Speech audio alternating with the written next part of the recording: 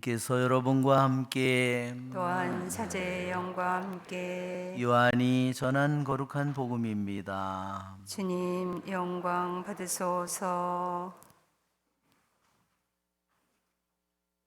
그때 마리아와 그 언니 마르타가 예수님께 사람을 보내어 주님께서 사랑하시는 이가 병을 앓고 있습니다 하고 말하였다.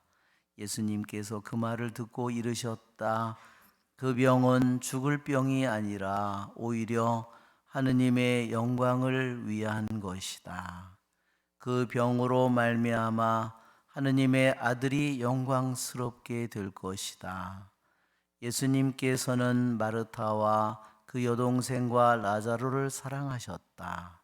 그러나 라자로가 병을 앓고 있다는 말을 들으시고도 계시던 곳에 이틀을 더 머무르셨다. 예수님께서는 그런 뒤에야 제자들에게 다시 유다로 가자 하고 말씀하셨다. 예수님께서 가서 보시니 라자로가 무덤에 묻힌 지 벌써 나흘이나 지나 있었다. 마르다는 예수님께서 오신다는 말을 듣고 그분을 맞으러 나가고 마리아는 그냥 집에 앉아 있었다. 마르타가 예수님께 말하였다. 주님께서 여기 계셨더라면 제 오빠가 죽지 않았을 것입니다. 그러나 하느님께서는 주님께서 청하시는 것은 무엇이나 들어주신다는 것을 저는 지금도 알고 있습니다. 예수님께서 마르타에게 내 오빠는 다시 살아날 것이다 하시니 마르타가 마지막 날 부활 때 오빠도 다시 살아나리라는 것을 알고 있습니다 하였다. 그러자 예수님께서 그에게 이르셨다. 나는 부활이요 생명이다. 나를 믿는 사람은 죽더라도 살고 또 살아서 나를 믿는 모든 사람은 영원히 죽지 않을 것이다. 너는 이것을 믿느냐? 마르다가 대답하였다. 예, 주님, 저는 주님께서 이 세상에 오시기로 되어 있는 메시아시며 하느님의 아드님이심을 믿습니다. 예수님께서는 마음이 북받치고 산란해지셨다. 예수님께서 그를 어디에 묻었느냐 하고 물으시니 그들이 주님 와서 보십시오 하고 대답하였다. 예수님께서는 눈물을 흘리셨다. 그러자 유다인들이 보시오 저분이 라자로를 얼마나 사랑하셨는지 하고 말하였다. 그러나 그들 가운데 몇몇은 눈먼 사람의 눈을 뜨게 해주신 저분이 이 사람을 죽지 않게 해주실 수는 없었는가 하였다. 예수님께서는 다시 속이 북받치시어 무덤으로 가셨다. 무덤은 동굴인데 입구에 돌이 놓여 있었다. 예수님께서 돌을 치워라 하시니 죽은 사람의 누이 마르타가 주님, 죽은 지 나흘이나 되어 벌써 냄새가 납니다 하였다. 예수님께서 마르타에게 말씀하셨다. 내가 믿으면 하느님의 영광을 보리라고 내가 말하지 않았느냐. 그러자 사람들이 돌을 치웠다. 예수님께서는 하늘을 우러러보시며 말씀하셨다. 아버지, 제 말씀을 들어주셨으니 아버지께 감사드립니다. 아버지께서 언제나 제 말씀을 들어주신다는 것을 저는 알고 있습니다. 그러나 이렇게 말씀드린 것은 여기 둘러선 군중이 아버지께서 저를 보내셨다는 것을 믿게 하려는 것입니다. 예수님께서는 이렇게 말씀하시고 나서 큰 소리로 외치셨다. 라자로야, 이리 나와라. 그러자 죽었던 이가 손과 발은 천으로 감기고 얼굴은 수건으로 감싸인 채 나왔다. 예수님께서 사람들에게 그를 풀어주어 걸어가게 하여라 하고 말씀하셨다. 마리아에게 갔다가 주님 예수님께서 하신 일을 본 유다인들 가운데에서 많은 사람이 예수님을 믿게 되었다. 주님의 말씀입니다. 그리스도님 참여합니다. 앉으십시오. 우리 죄를 사소서. 아멘. 참 예수님, 오늘 라자로를 부활시키신 예수님에 대한 복음 말씀을 방금 들었습니다. 우리 PPT로 한번 그 동방의 이콘을 한번 그림을 보면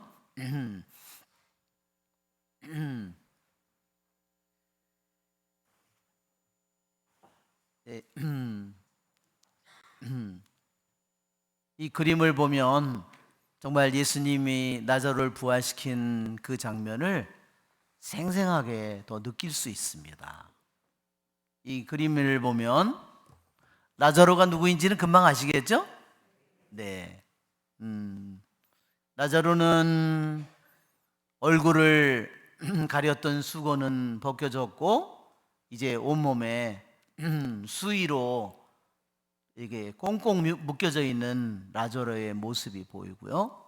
그 다음에 사람들은 문을 열었을 때 썩는 냄새가 나가지고 코를 다 가리고 있죠. 여기도 보면 코를 다 가리고 있습니다. 예수님 뒤에는 예수님의 사랑하는 제자 베드로와 사도 요한의 모습이 보이고, 여기는 문을 연 사람의 모습이 있고, 이거는 이 옷을 풀어주는 사람이 제일 힘들었을 거예요. 그죠? 예, 그래서 지금 한 손으로 지금 수의를 풀고 있어요. 그죠? 여기에 여자는 누굴까요? 예, 여기 다른 그림을 보면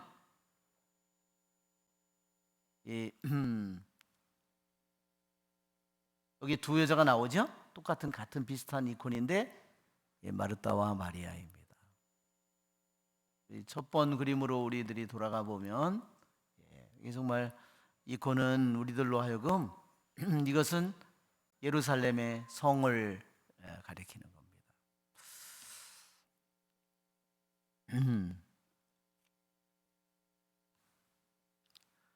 예수님께서는 나자로가 병이 들었다는 사실을 들었지만 일부러 더 이틀을 기다리셨습니다. 예수님은 어디에 계셨느냐 하면요, 요르단 강 건너편을 건너가 있었습니다. 왜냐하면 우리가 읽은 복음의 전장의 앞에 장을 보면 예수님께서 돌을 던져서 예수님을 죽이려고 했기 때문에 예수님은 그들을 피해서 요르단 강 건너편으로 가셨어요. 거기까지 걸어서 그 당시에 가는 길이 이틀 길입니다. 그러니까 다시 예수님이 이틀을 더 머물고서 다시 거길로 다시 예리코를 거쳐서 요르단강을 건너서 예리코 성을 거쳐서 다시 비탈길로 해서 예루살렘으로 올라가면 다시 이틀이 더 걸리는 겁니다. 그 사이에 그 사이에 나자로는 죽었습니다.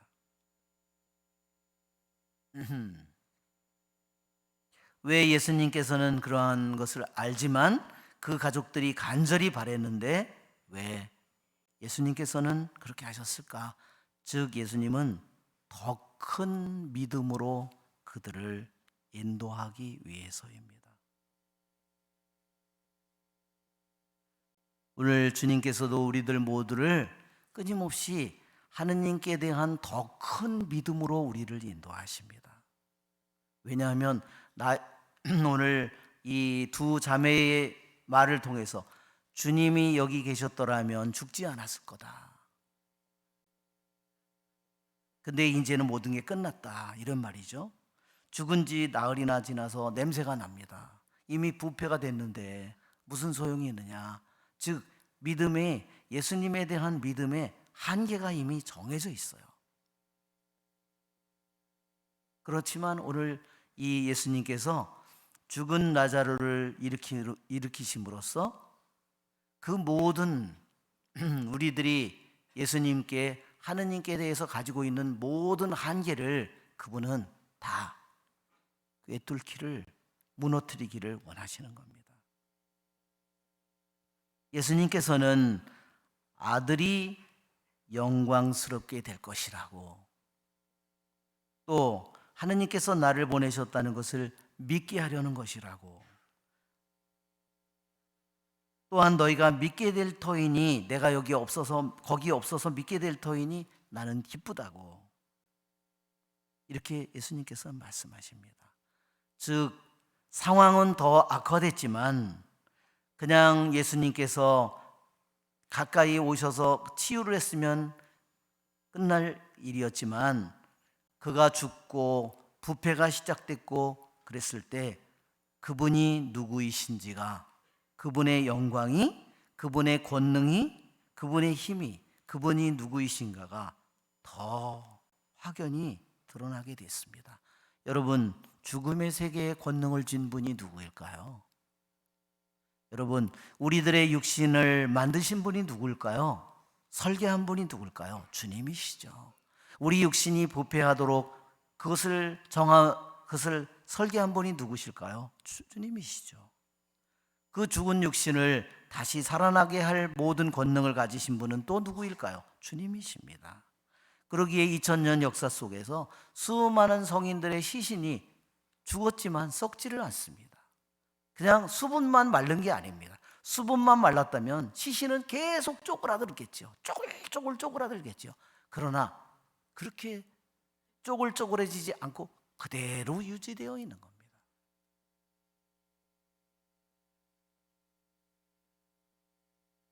우리는 주님께서 참으로 모든 권능을 가지신 분이심을 믿기에 주님께서 라자루를 일으키는 이 복음은 우리를 더 큰 믿음으로 우리들 안에 있는 모든 주님에 대한 모든 장애와 모든 벽을 허물어뜨리고 그분을 온전히 받아들이기를 그분께서 원하시는 겁니다. 이렇게 마르타도 말합니다. 당신은 메시아이시며 하느님의 아들이심을 믿습니다. 마지막 날 부활 때 오빠가 살아나리라는 것을 믿습니다. 그 오빠가 죽어서 썩은 냄새가 나는 오빠가 살아나리라는 것은 꿈에도 생각하지 못했습니다. 그러나 오늘 독서의 말씀을 보세요. 에제키엘 예언서에 내가 무덤을 열고 그들을 끌어올리면, 이미 이것은 그분이 우리들에게 이미 예언서를 통해서 예고해 놓은 일입니다. 여러분, 이것은 언제 일어났냐면요, 예수님이 순환하기, 예수님이 금요일날 성금요일날 돌아가시잖아요, 십자가에서. 그런데 라자로가, 이 죽은 라자로가 베타니아에 예수님께서 가셔서 이 돌무덤에서 라자로를 되살린 날이 언제냐면요, 토요일 날이에요. 6일 전입니다.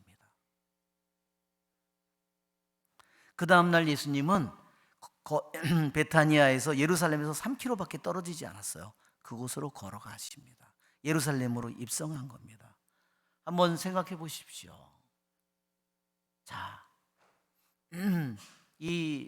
저 돌무덤에 묻혀 있는 라자로는 누구의 모습이냐면요, 예수님의 모습이기도 합니다. 여러분, 일주일 후에 무슨 일이 벌어지는가? 금요일 날 돌아가시고 토요일 주일날 예수님은 8일 후에 부활하시잖아요. 여러분, 오늘 복음에서 돌을 치워라 그러시죠? 여러분, 예수님이 돌을 치울 능력이 없어서 그럴까요? 예수님의 부활한 예수님의 모습을 생각해 보면, 8일 후에를 생각해 보면 예수님이 묻혀있던 돌무덤은 열려 있습니다. 그렇죠? 그리고 수고는 이미 다 흩어져 있고, 그렇죠? 사람의 손이 필요하지 않습니다. 그것을 우리들이 같이 생각해서 묵상을 해본다면 너무너무나 이 장면은 놀라운 장면입니다. 이것은 바로 여기에 무덤 속에 냄새가 나는 썩어가는 라자로, 수위에 묶여져 있는 라자로, 우리들도 언젠가 그런 모습으로 가겠죠?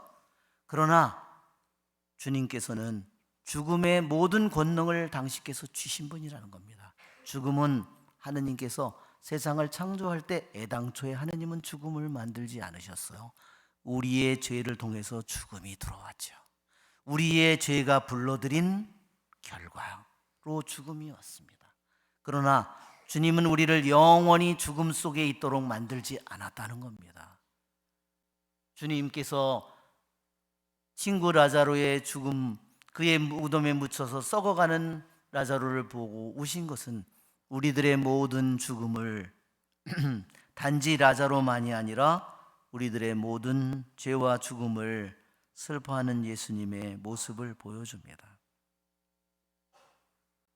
우리는 마르다가 얘기하듯이 마지막 날 부활 때 다시 살아나리라고.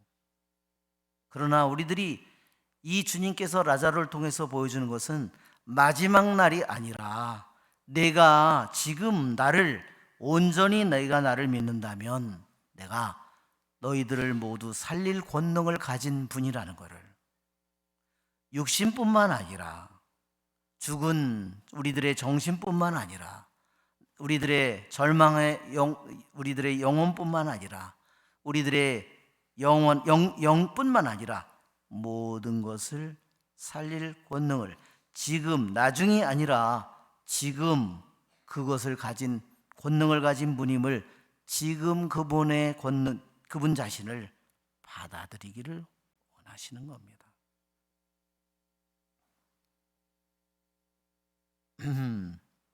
라자로는 이때 죽었을 때요, 몇 살에 죽었냐면 30살에 죽었답니다. 그리고 30살에 죽고 다시 30살에 살아났죠. 그리고 나서 그는 63살에 죽었답니다. 어디서 죽었냐면요, 터키의 앞에 있는 키프로스 섬에서 죽었습니다. 그는 거기서 뭘로 하고 죽었냐면 거기서 키프로스의 교구의 주교가 되어서 거기서 18년 동안 주교로 살다가 죽었습니다. 그런데 라자로는 절대로 웃지 않았답니다. 일생에 단 한 번 죽은 후에 부활한 후에 단 한 번 웃었는데 언제 웃었냐면 어느 날 이 라자로가 보니까, 주교가 보니까 어떤 도둑이 흙으로 만든 토기를 훔쳐가더래요. 그것을 보고 웃었대요. 왜 웃었냐면 이렇게 웃었답니다. 흙덩어리가 흙덩어리를 훔쳐가네, 그랬답니다. 예, 정말 왜 라자로가 여러분 웃지 않았을까요? 이렇게 라자로가 웃지 않은 이유는 자기가 죽음을 통해서 하데스에 들어갔다는 겁니다. 죽음의 세계 속에 들어갔다는 겁니다. 그 죽음의 세계 속에 죽어있는 수많은 영혼들의 그 어둠과 고통과 그 모든 것을 보고서 절대로 웃을 수 없었다는 겁니다.